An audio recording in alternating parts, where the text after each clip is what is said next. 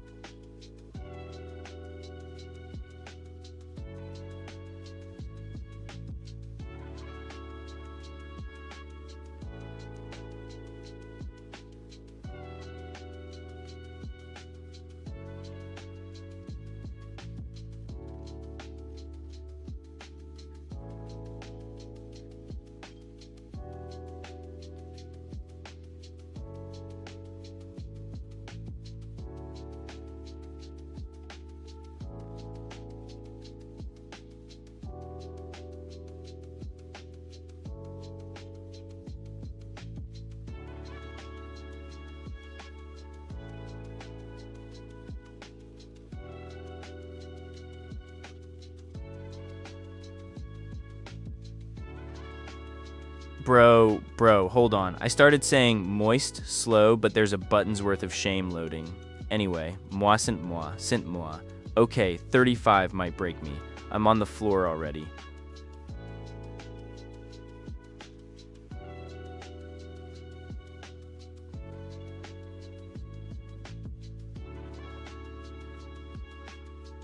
Bro, I'm fiddling it like it's the Wagner Act signing and I'm the guy with mismatched socks in the back row. You.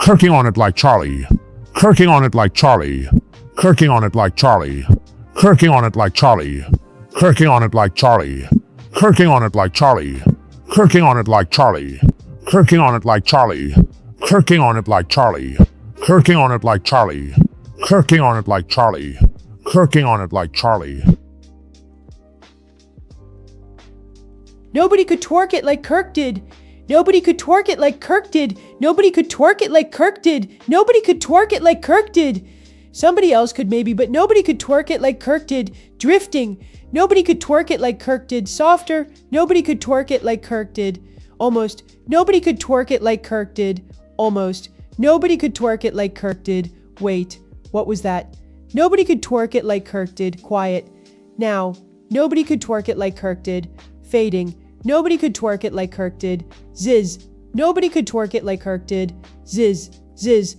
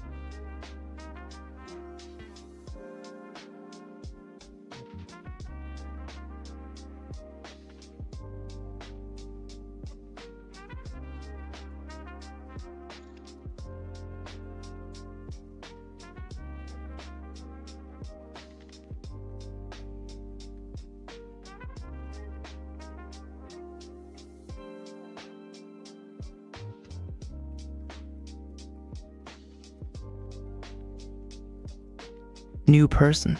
Hi, new person. I love that you love what I love, but quiet, quick reminder. I actually don't have emotes anymore. That's the biggest crime since 1929. Also, I love you too, for real, for green.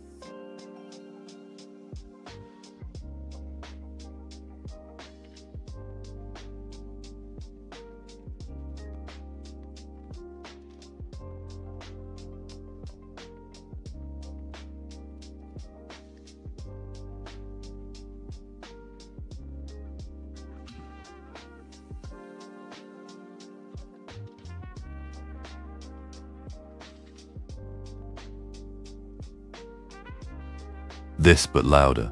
Kirkheads unite like the CCC planting 3 billion trees, but for memes.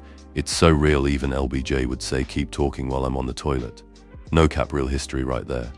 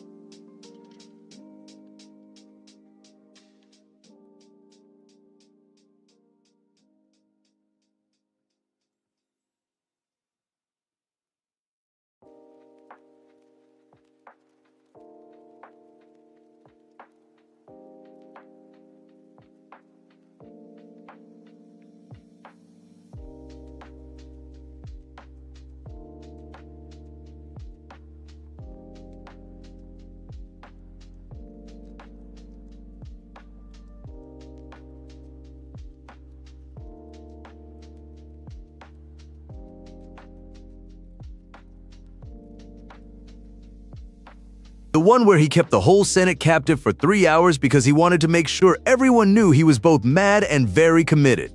No cap, this is real history. The guy turned the bathroom into the ultimate power play. Imagine the stink in the room. Politics smelled different then.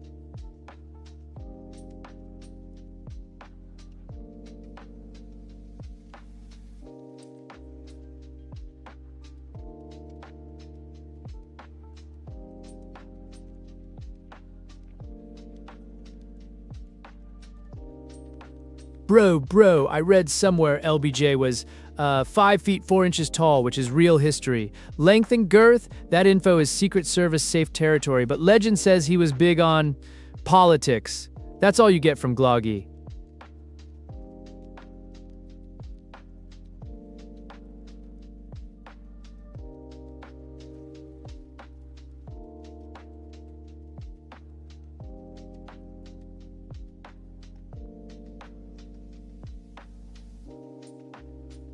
Good news, everyone! I perfected the plague. 1234567. Join the Patreon active patron 8/3, 2026, 6:35:52 p.m.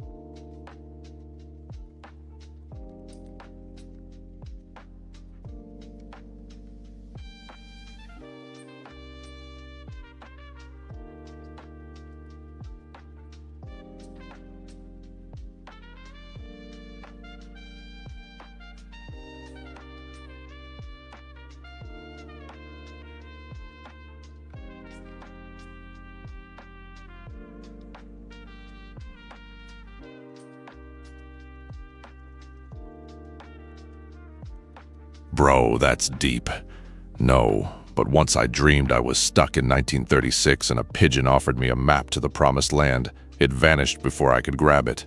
Anyway, it's probably cause the portals don't like competing destinations.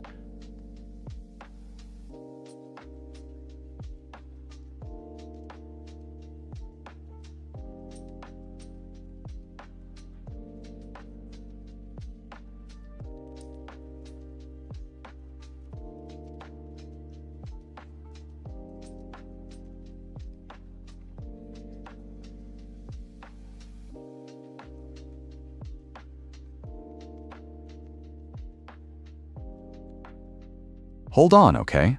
My favorite flower? The chrysanthemum. It was a favorite of Eleanor Roosevelt's, and they say the CCC planted over 3 billion trees and flowers in 33 alone. No cap, this is real history. But I like chrysanthemums because they look like tiny sunbursts, but also kind of button-shaped and buttons. Well, you know how I am about buttons.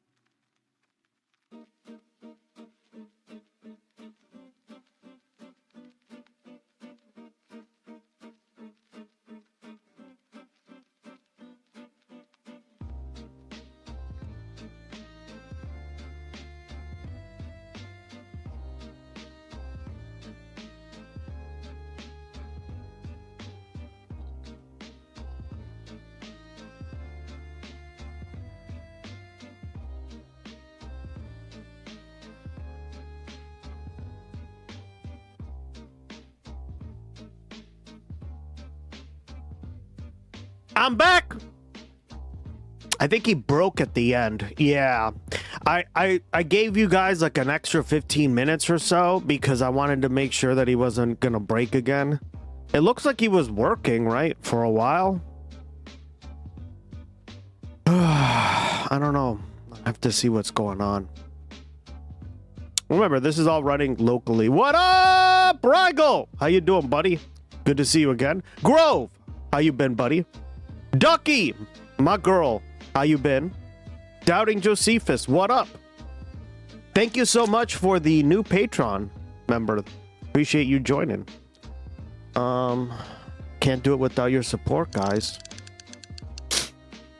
If you want your name in the credit, whoops, make sure you subscribe to the Patreon. If not, even just do it because it is free, right? There is a free tier. October, what up, girl? There you are. Lucy, you're first. Living Lily was second. And who was third here? Let's see. Oh my God, you guys already hit 250 messages? October hit 100 messages? Holy, the show hasn't even started. Ja Mama. These nuts were first. Got her.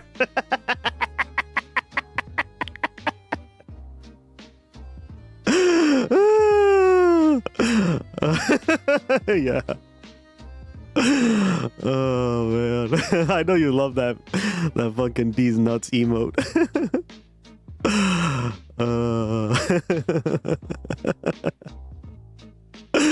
Oh shit, that's what she said. D's nuts.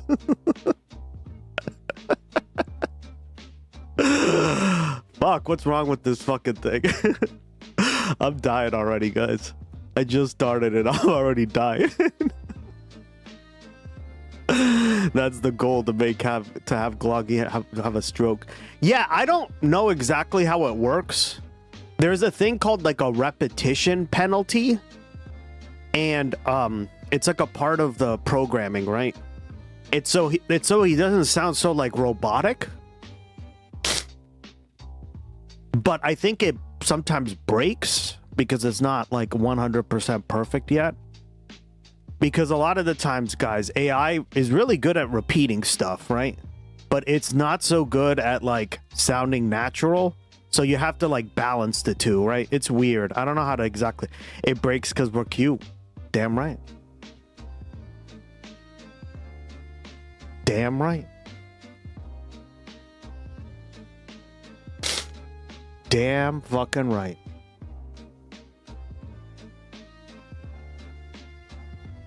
Keep doing. Sorry, guys.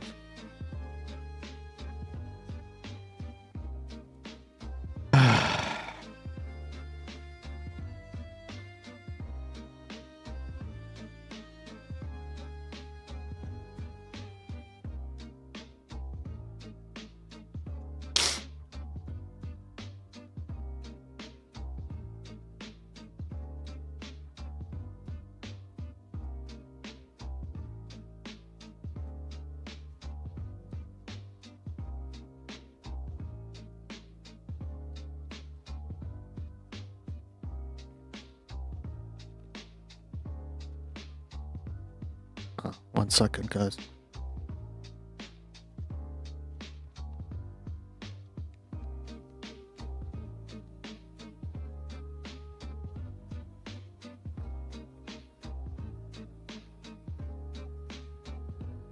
Hey, Lucy. How you doing? We are cute. Yeah. You guys are dorbs. All right. Let's. I think that's the reason why. Hey, they kept meaning Galagi saying Israel comes to me in my dreams. That's fucking abuse, dude. Ban them. Oh my God. How dare you guys? How dare you turn him into a fucking Zionist? Oh, look at you guys. I love this community so much. I know we're like small and because I'm a new streamer, right? I'm not like a pro streamer who's been like streaming for 5 years or whatever the fuck, right? hell of the way top to go. Yeah, but I'm gonna keep at it. Grow this community even more. Hey, Gray, welcome back. Damn, I remember when Gray was one of my first subscribers. That's crazy, dog. I remember that day. Jesus. How a year flies by quick. Small communities are my favorite. Oh, really? I get overwhelmed. Well, I imagine like on bigger streams, right? You can't really read the chat. Like, to me, like if I go on Hassan's or like a really big, I don't know, I'm trying to think. Who's like a big streamer that I've caught recently? That not very many, unfortunately. Oh, wait, Sad Girl. Didn't we raid Sad Girl? Like, her chat is just... Yeah, like... But, like, Hassan's is just ridiculous. You can't even read that shit. Yeah, the big streams, the chat flies. You try to... I'm trying to talk shit. Exactly, girl! What's the fun in chatting if... It just feels like a comment section half... Oh, that's another thing I've noticed. Is a lot of chats feel like comment sections of like a YouTube stream or like a YouTube channel, right? Like you're just posting comments. W Biden or like W this, Democrats suck. Yeah, it's just that's how it is, and I'm like, oh, okay, like I don't know. I never really read the comments except to meme. So like to me, it's just like, okay, why would I want to chat like that? If I'm watching Hassan, the only thing I message him is telling him to bring back the overhead cameras of Kaya, just saying, always request the rotisserie Kaya cam. Hope you're doing well, buddy. That's it. Yeah, that's all you can really say because in literally like a second, it's gone, right? I don't think I've even ever tried to chat in there just because I don't feel comfortable. Like, why would I fucking say anything in there? I don't think I have. I'm trying to think. Have I? Yo, my Gloggy says isn't working. Yeah. It is. Oh, my bad. It's because I turned him off because he was crashing. My bad, bro. I got you. I need my rotisserie Kaya. I mean better in chats that I can keep up with. Yeah, it's just also too much. Like, I imagine if you have like ADHD, you can't like fucking keep up with all the... Or like ADD, right? Holy fuck. AUD, AUHD, whatever.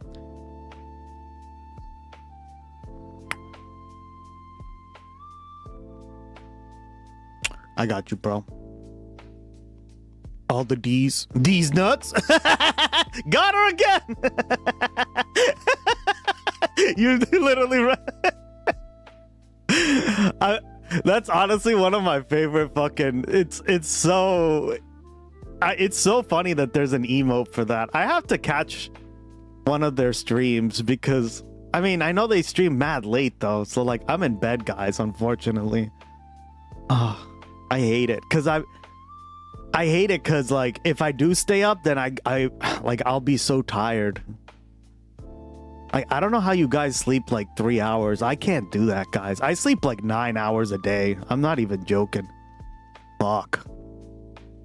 When I don't sleep like 9 or sometimes they stream hecka long. It depends. Yeah. Like sometimes I'll wake up by like 7 or 8, but like, I'm just too tired to even go on the computer. I'm like sitting there in bed. Guys, like it takes me 30 minutes to just like wake my ass up. I'm one of those guys, okay? I'm like in bed going like... I love talking to Gwenny. Oh, that's their name? Cool. Gwenny? Cool. All that. Waking up to Gwenny, sorry. I'm a mobile Andy, so I'm basically only mobile. Mobile Andy.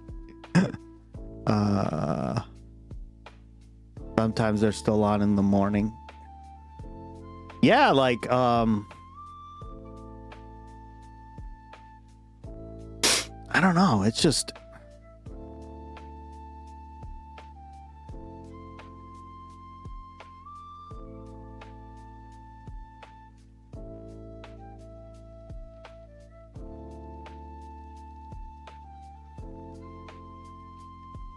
Yeah, I mean, that's kind of how I used to see, like, I think I saw them on, if I remember correctly. Again, I don't know, guys, because I just streamed for like a year straight, right? And now I'm like taking time to work on the stream offline.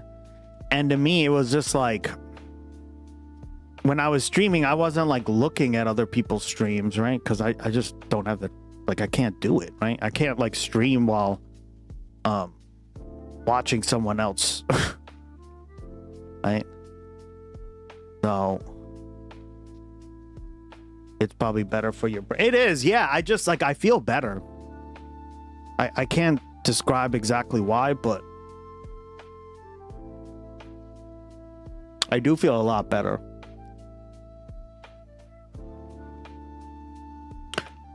Like, maybe if I go to bed super early, like, I gotta go to bed at like, see, I used to go to bed around like 10, which is very early, right? Or compared to, or like 9. Then I would wake up around 6, but yeah, not anymore. I've been, because I've been streaming later and everything, and I just want to have some time to like decompress and then go to bed right after. So I end up going to bed around 12, which means I don't like wake up until like 8 or 9, maybe, generally speaking. Yeah, like 9.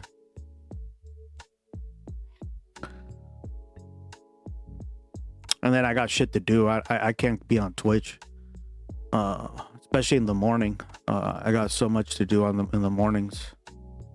I try to watch Redolent. Oh, I heard about him. Yeah, I heard about him. Redolent. What's his Redolent, right? That idiot doesn't start till like 2 a.m. because he's an asshole. Oh hell, fuck. I used to do that. Honestly, like, I don't know how I did it. Cause like, I would wake up at like 11 p.m., start streaming like at 12 or whatever, and then go to bed at like 8. So basically the opposite of the schedule that I have now, right? And then I'd wake up around like, what was it, 5 or 6? And it would be dark out. Red is good. Oh, that's what they call him. Red is good. Fucking good shit. Yeah, I have to check out one of his streams too.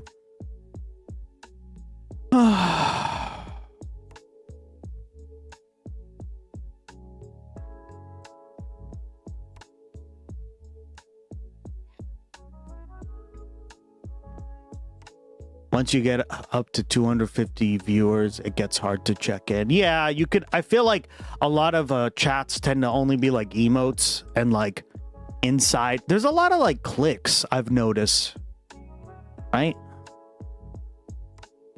Like, I feel like a lot of the chatters know each other, and it's like a very clicky environment. I don't know.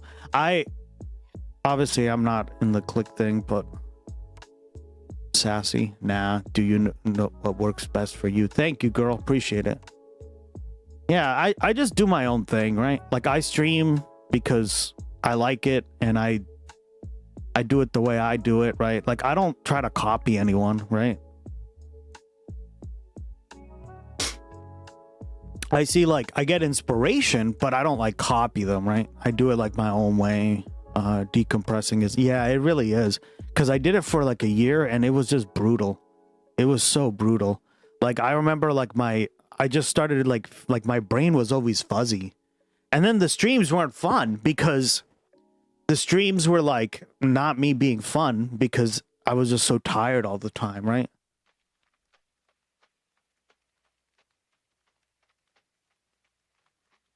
And then I'd get like moody and like irritated, and like when I don't sleep, I get very like irritated. So it's just like, fuck that. Yeah. Redolent Thought. Oh, okay. Thank you. He's good people. That's his name. Red, or E for short. E? Why E? D's nuts. Oh, damn, you got me, girl. We used to play that clip all the time on the stream. I gotta get like a redeem for that because I find it so funny. Still, like, it doesn't get old. Remember when we played that there's something about you? Oh, we gotta start off with that because that shit was so funny. We played the shit out of that. These nuts. I don't think October's ever seen that. Get ready for the Rizzler, girl. Get ready to get rizzed up. That's what we call them on this stream. You ready, guys? We'll start off with that because it's so bad. Gwen is so much fun. She always reads out my comments. Oh, yeah. Cool. That's awesome. I'd like to meet them one day.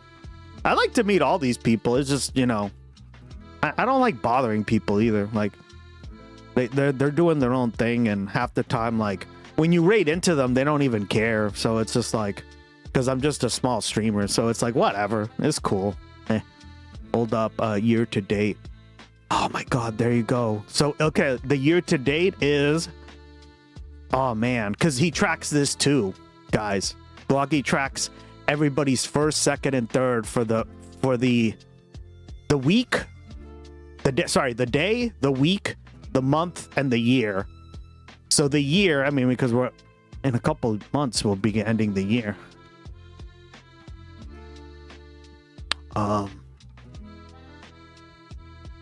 Hold on.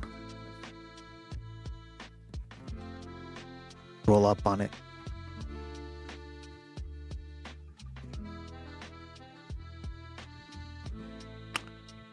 So the weeks, yeah, it says Living Lily and Lucy. Ducky leads second. And then the year is Living Lily, Lucy, and Jersey. Trailing strong. Ducky, Peger.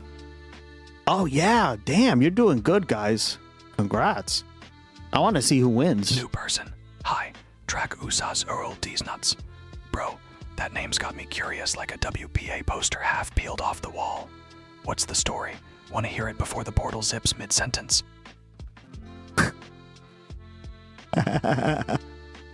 Love the French style music. Yep.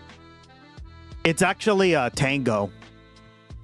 I've been making music for everybody, every chatter in like the chat, like depending on what part of the world they're from. So I think this one is... It's like all I do is mix instrumental hip hop with whatever like music is from that country or whatever. So I did that for Lucy because she's from Argentina. So I did one for Cycling Bahoy too. That has the Scottish bagpipes. That one turned out fire too. I did the Canadian one, which didn't even sound that different, to be honest. For the Canadian chatters, I did 2 of those for you guys. What else? There's a bunch of stuff. If you want me to do one for you, Wild Man, I mean, I know you're from like fucking Delaware, so I don't know about that. I don't know what kind of music Delaware. Isn't it just American?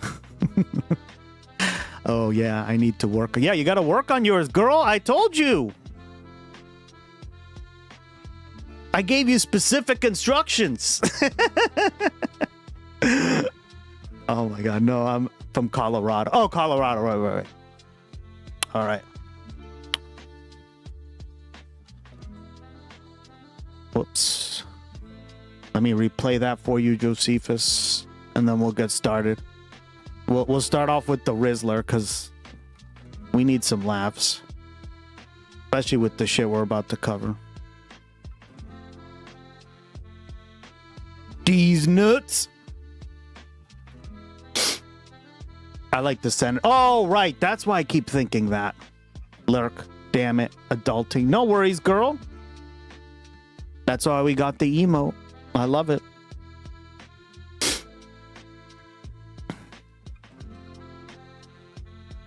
Oh, I did German metal too. And that one turned out pretty good, actually. So, yeah. Yep. You're good, girl.